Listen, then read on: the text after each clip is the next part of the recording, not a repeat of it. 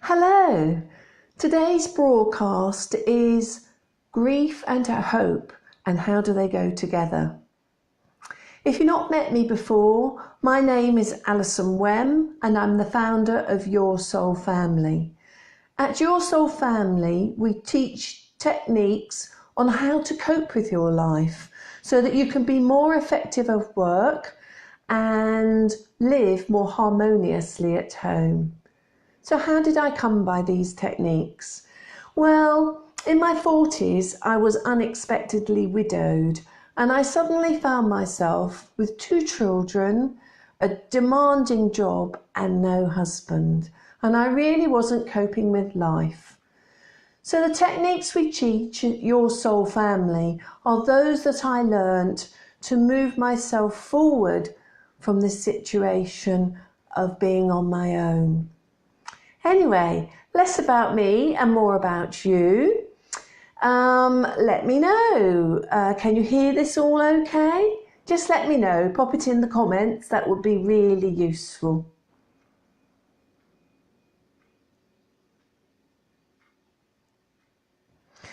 And it's very interesting. It amazes me how far these broadcasts go. So let me know what town and country you're living in and listening to this in. It's really good to know.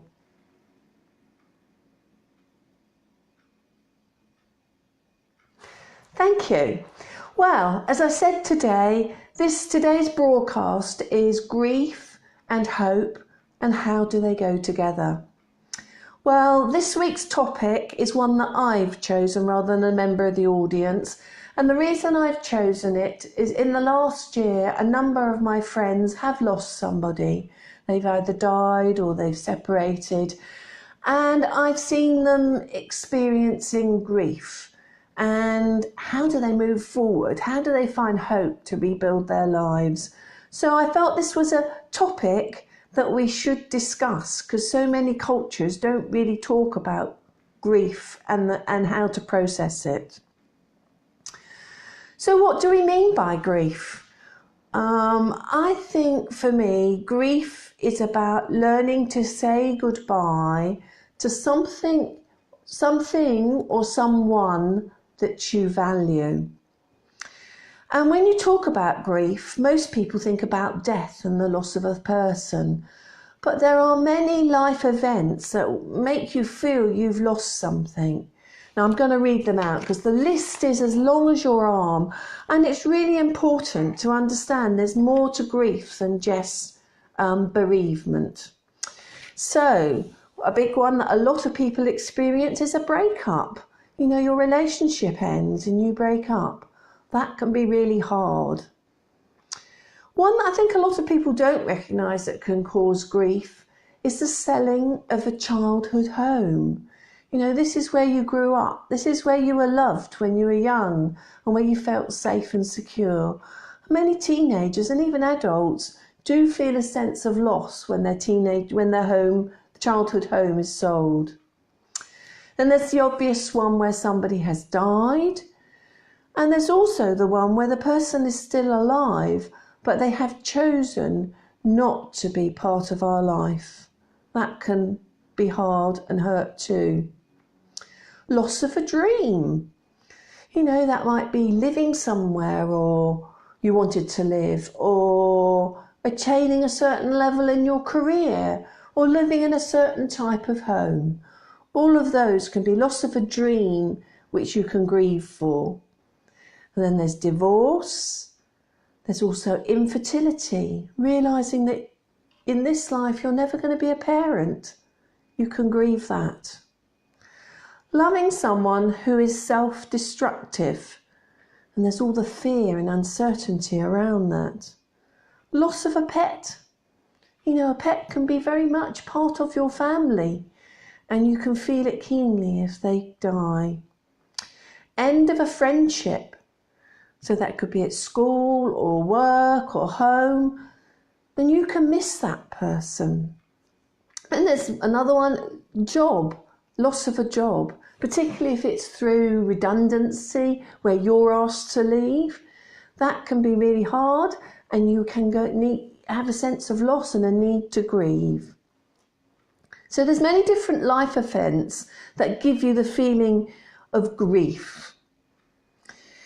We need to recognise that this isn't a linear process.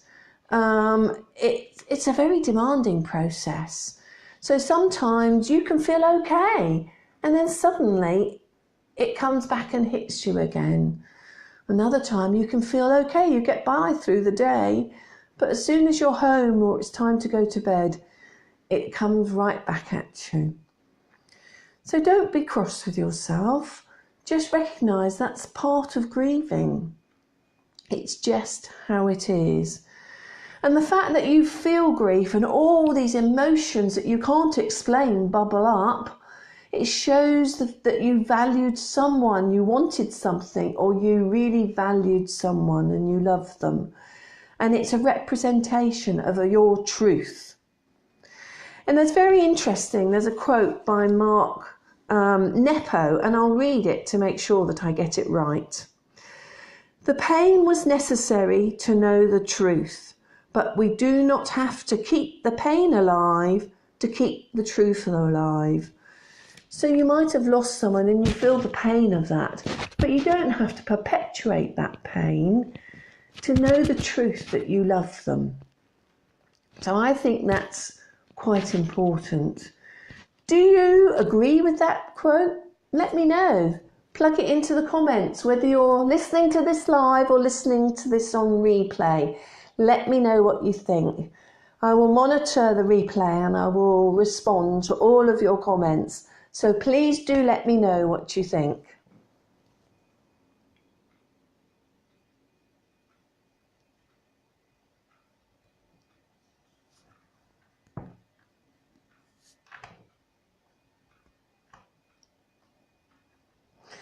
So I think that in grief we go through 4 steps, and I'm going to outline those to you. Now it isn't a linear process, and you don't go bump, bump, bump through the steps. And it's also optional. You choose whether you want to do this. Some people choose to hold on to their grief for the rest of their lives. But actually I believe that life is for living and for enjoying. So if you can understand some of these steps, it might actually help you to move through them. And particularly in things like losing your job or something like that, some people just try to muscle through it, but actually it's not that easy. You have to go through a grieving process to be able to move beyond it. But it is your choice. However, I would say the people that were involved in that life event, the person who's passed or the boss that made you redundant, I don't think they would want you to put your life on hold for the rest of your life and to be miserable. So it's worth understanding this process. So let's go to the first one. The first step is actually understanding that something has happened and your heart is broken. There's no right speed for going through this, but at some point you will recognise that there is a need to start transforming the emotions you're feeling into a better place. I can only say as a widow, I wasn't ready to say goodbye for a while. All I could see was my husband's empty chair in the living room. And I had this overwhelming sense of loneliness, and I felt my life was over. And I dwelt on those feelings for some time. And it was only when I was ready to go to the next step. And I think the next step is to recognise that there is a need to grieve.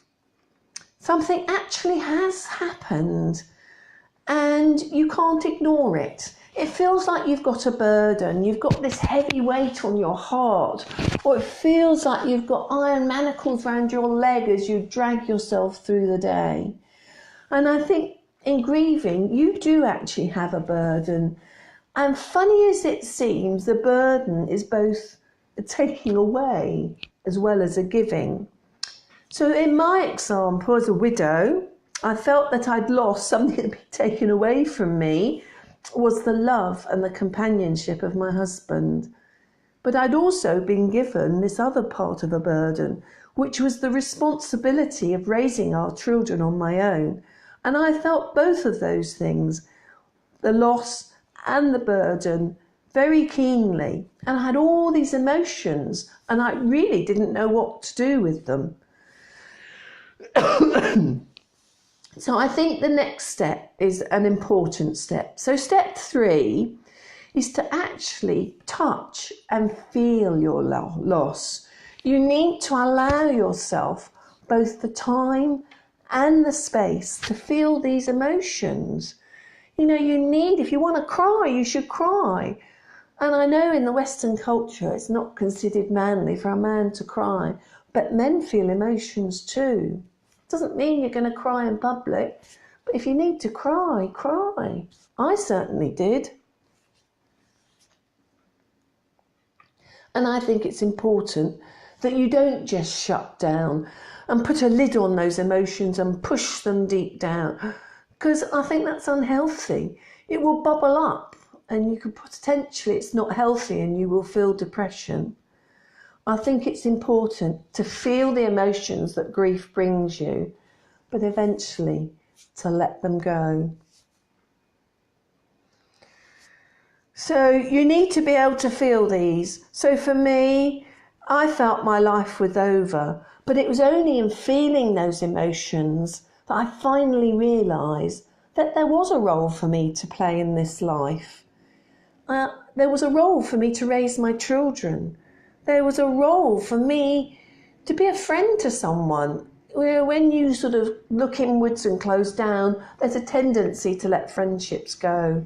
I need to re-nurture my friendships and to make new ones. And I also realised there was a role for me to play in my community and to participate in it. And I firmly believe that actually you make your own future. It was only when I came to realise that there was a role for me to play. I did have a life going forwards. And okay, I had fallen out of the married club. My whole social life revolved around being with people that were in couples, and I wasn't part of that club anymore. So what I did is excuse me, I gave a dinner party for 8 widows and widowers, and that actually kick-started my social life, and I moved on from there. And I think that brings me to the final step. That is when you feel ready, that you feel a need to move on. And there is a danger with grief that in all of this uncertainty of this loss, grief almost becomes your friend and it becomes familiar. And actually looking beyond grief introduces a lot of uncertainty. But to be able to move on from grief, it's almost as if you have to feel those emotions and go to the centre of them. And in the centre of those emotions, you'll find your doorway to the rest of your life. So for me as a widow, my overwhelming emotion was one of loneliness. And it was only when I recognised that and realised, well, I had to do something about this. I had to go and make new friends. And it was only when I was ready to say to my late husband, I love you and I'll never forget you. And for the rest of my life, I will love you. But I need to say goodbye.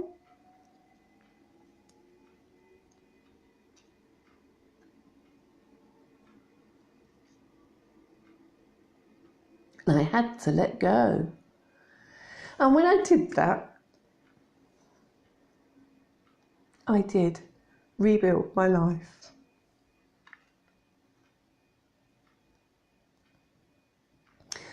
So back to the original title, Grief and Hope.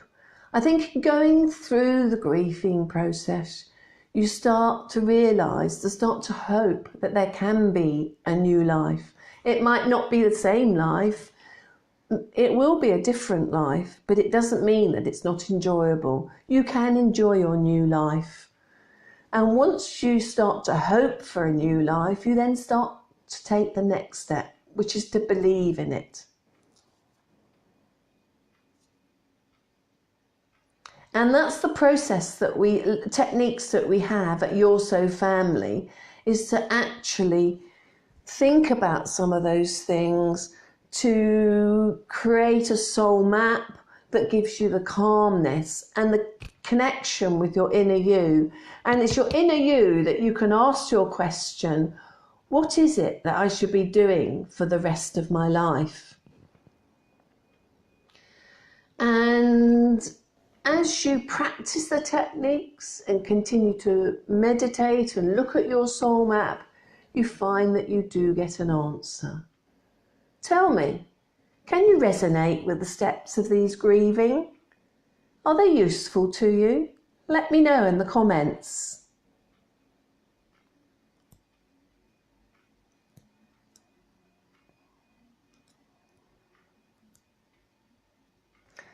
So let's just summarise those steps.